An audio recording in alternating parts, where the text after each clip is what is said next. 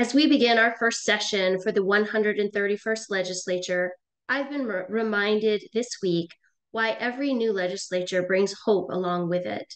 It's a time of renewal and change, and it's a chance to reflect on why the people elected us to serve them. More importantly, it's a time to remember our responsibility to you, Maine's people, and put you right where you should be first. Hello, this is Assistant Republican Leader, Senator Lisa Keim of Oxford County, and it's my pleasure to join you for this week's Republican Radio Address. Swearing-in Day was December 7th. It's a ceremonious day marked by pomp and circumstance. The families of 186 legislators attend as we take our oath to uphold the Constitution and serve the people of Maine.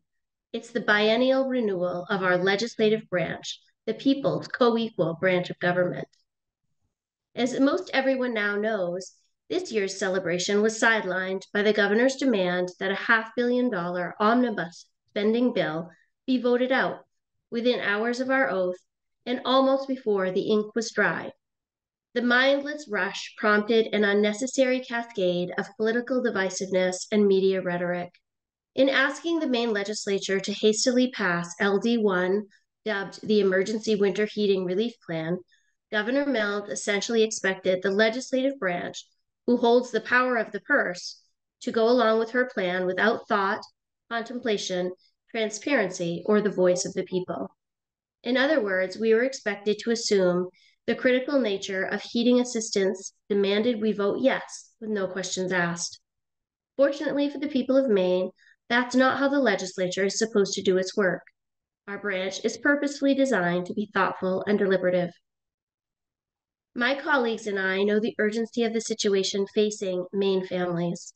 There are people in our beautiful state who simply cannot afford the high cost of energy. The long Maine winter is just beginning and they are scared.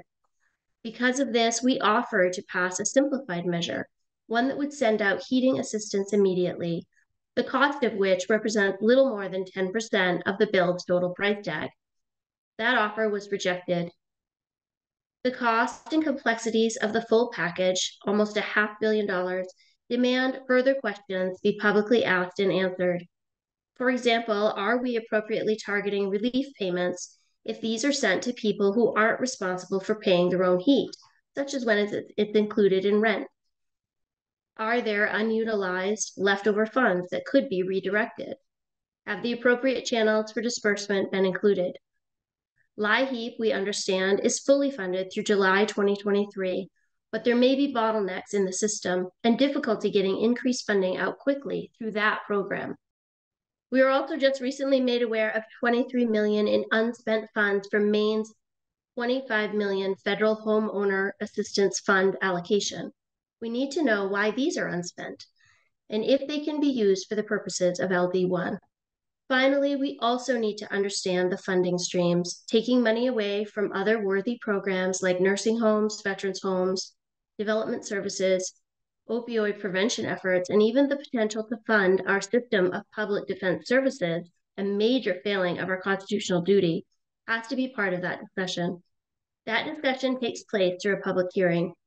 In this urgent moment, we cannot forget to place blame where it belongs. A series of federal energy policy decisions brought Mainers to this deeply difficult place, leaving us no choice but to do cleanup on aisle 207. Regardless, we need to move past the politics of this manufactured moment and work together to come up with the right solution that ensures Maine's most vulnerable families are protected through the winter. We saw an example of this earlier in the week when two senators worked across the aisle to give us a starting point. And now, with the announcement of a public hearing, which has been finally agreed to by Democratic leadership, in this season of goodwill, there is hope for bipartisan solutions that put Maine people first. Again, this is Senator Lisa Keim wishing you a Christmas season filled with peace, hope, and joy.